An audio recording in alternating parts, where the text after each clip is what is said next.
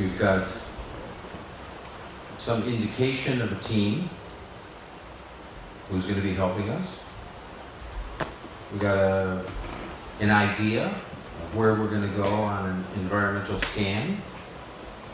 We've got an idea where we're going to go with an organizational scan.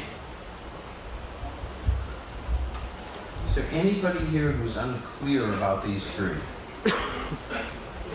Yes. Yeah, go ahead, tell me. But what's the lack of clarity? Well, my audience analysis was preaching to the local people in Botswana. Okay. Okay. Now I've got a team of people I've chosen.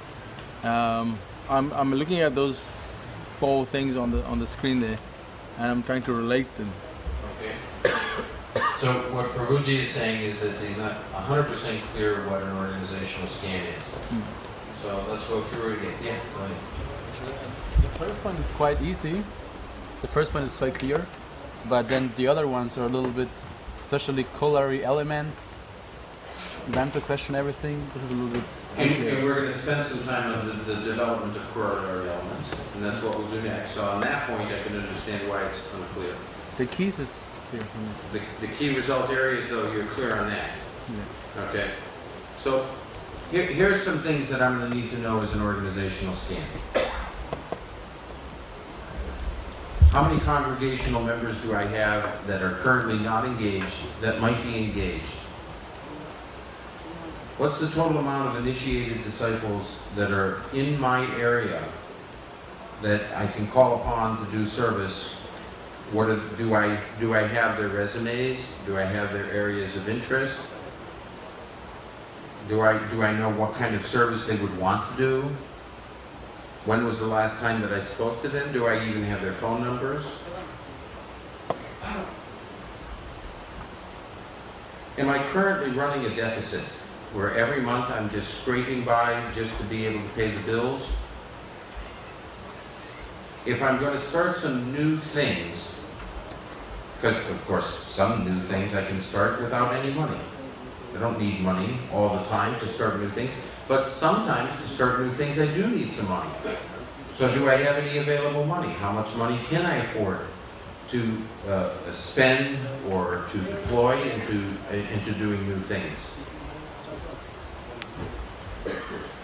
What's the condition of some of the, let's say I want to really create a much more fantastic Sunday feast, but the temple room or the prashad room that I have is downbeaten and needs renovation.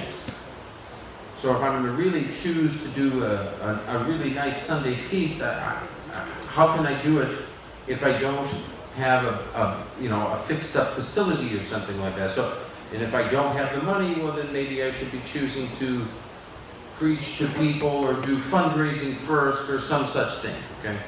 So in other words, what I'm trying to do in an organizational scan is find out all of the resources that I have, okay? And I'm trying to do that objectively, okay? And I'm trying to get a real assessment of it, not just a pie-in-the-sky assessment of it. Does that help to define this notion? Okay? Is it about the point B? Rent the helicopter. Rent a helicopter, that's the point of standing back or going way up high and looking down on yourself. Okay? Get out of yourself far enough away so that you're just looking at it objectively.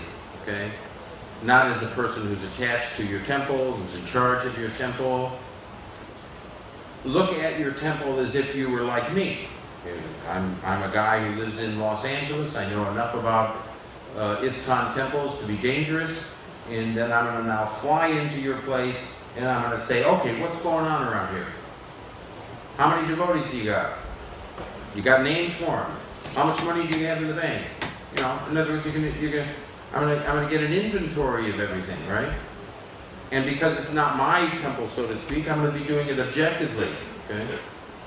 And I'm not going to be sitting around making excuses for every question that I ask, but rather I'm going to come back with very real answers. Yeah? All right, good. Let's talk about the development of corollary elements, and if we could get those things up on the screen. If we, and you can put them all up there, all at the same time. Anytime that we want to find out opinions from more than, say, 15 people, it's often that we would want to do a survey.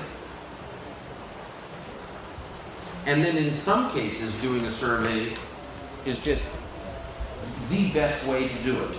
Okay?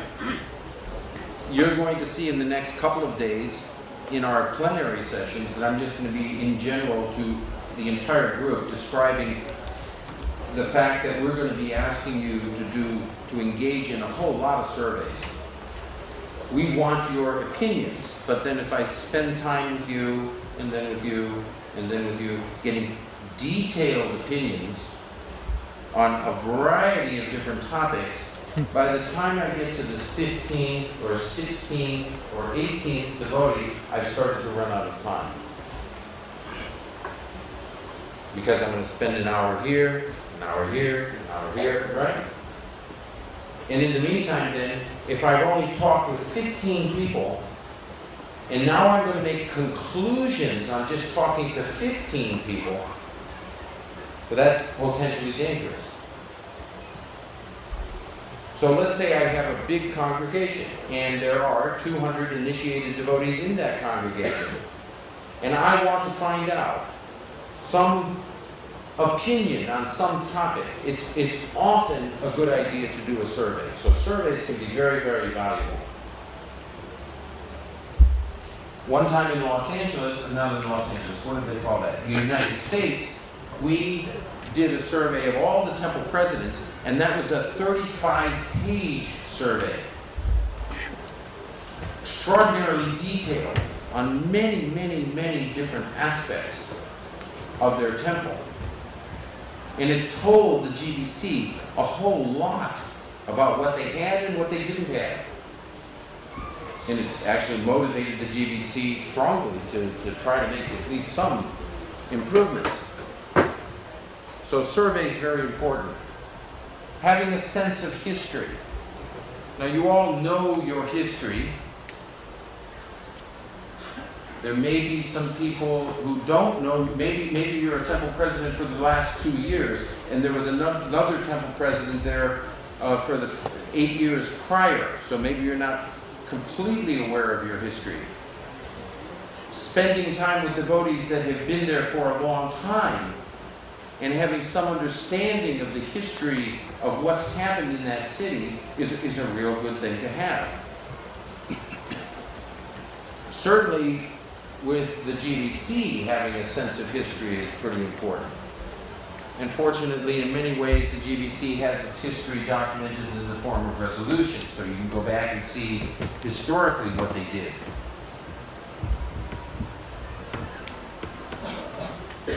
Getting a list of ongoing projects and then looking at those projects and saying, okay, do we need to improve them? Do we need to work harder on them? Or are they just ongoing and the strategic plan doesn't need to touch them? They're going fine. Let's say that you have a very effective college preaching program. And it's so effective that you really don't think that it needs any significant improvement. Well, then the strategic plan that you're putting together doesn't have to touch that. You let that keep going on, okay? Now maybe the person in charge of it becomes part of your team because he's, an important person in your temple, and he's going to give good advice on the rest of the strategic plan, but in and by itself, maybe that doesn't have to be touched. Listing all of the primary objectives. What is primary objectives? It's kind of like sitting down and having a wish list. Create a wish list of what you would like to see 2-3 years from now, 5 years from now. Thinking about some of the temples that you've been to and you've seen some of these wonderful things that they're doing, and then you say, well, I as a temple president, I'd like to do that kind of work for Krishna. I'd like to see that kind of thing going on. but maybe you haven't had either the energy, the time, the resources, the devotees that could accomplish that.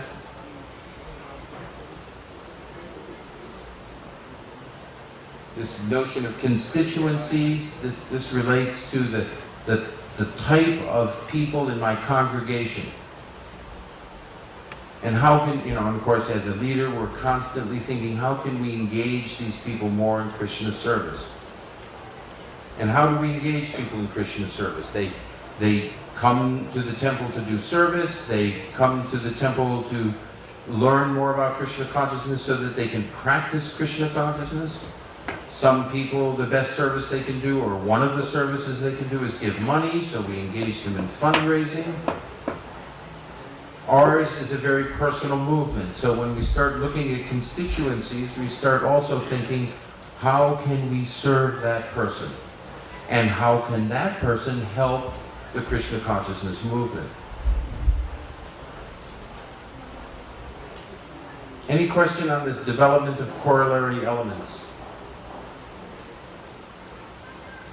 Spend a few, yes, go ahead. Can you just recap the resources in the trees? Oh, I just didn't speak about resources, okay. Yeah, a resource inventory. I kind of said that in organizational scan, and I guess that's the reason I kind of skipped that. We don't want to forget that some of the resources, some of the best resources we have, we don't know about. I remember how many people here directly know Badri Narayan Prabhu? Okay, so not a lot, because we're a whole worldwide community. He's one of our GBC members, okay? And last night he was one of the GBC members that was speaking at the panel, and he's he can be very energetic sometimes, and he can, especially in meetings, he can be like almost interruptive at times, and he can get a certain amount of passion going, okay? And I was chairing this meeting, and most of the GBC members are extraordinarily respectful. I'm not saying Badri Narayan Prabhu is not respectful, but sometimes as a person who is facilitating GBC meetings, he gets a little bit tough, and he's a little bit hard to kind of quiet down, because he just, wants to make his point, okay? And so we were having this argument, and he was arguing with another devotee in the room. And it was kind of like busting up the meeting a little bit, okay? And I'm saying, Badri, please, okay? And it was just continuing to try and nail this other GBC man and argue with him, okay? And so then I said, Badri, please. And he said, no, I know what I don't know. And I went, oh. And then all of a sudden he realized, oh, Lord in heaven. I said, so you, Badri Narayan, know what you don't know? How's that? Okay, so then of course everything calmed down, because he was kind of like, okay, I know what I don't know. Well, many of the resources that we have, honestly, we don't know that we have them. Those resources are in the hands of our constituencies. They're in the hands of our, you have, for instance, people who donate $2,000 or $3,000 a year, maybe, to your temple. Maybe to some other temple, they're donating $100,000. You know that story that in London? I'll tell you the story. I had flown to Paris just to kind of hang out, because it's a wonderful city, okay? So I was just flying in there with my family, and we're going to have a nice time. So, okay, fine, we're going to go see Radha Parashishwara. And we walked into the temple, and we went, oh my God, what's going on with this place? It was a terrible place at the time. So I got aggravated, and I started talking to some of the GBC, and I was talking to, and all in all, then over time, we ended up raising some money. Shiva Maharaj was very active in this process. we gathered together all these French devotees. We had wonderful meetings. Pragosh Prabhu, who was the GBC, I don't know if he still is at the time. And so, okay, fine, we're going to find some money. And it's not easy to find money in ISKCON, okay? But we're going to find some money, we're going to buy a new house for Paris Ashore, okay? And we're going to make the Lord happy. Fantastic. So now then we set another meeting 2 months in the future. We get permission from a number of devotees in London because there's some wealthy donors there. And so now we're going to go meet with these wealthy donors to see if they can give a little bit of their money over to France, okay? Now we're sitting in front of this donor, and, you know, the leader, one of the leaders of the London temple says to this big donor, so, you know, he gave, you know, $200,000 last year to ISKCON. And the guy goes like this, no. I gave $200,000 to your temple. I gave $1 million to ISKCON. And so the temple president is going like, whoa. So this is an example that some of your biggest resources, or you just don't know yet, okay? They're right in front of you.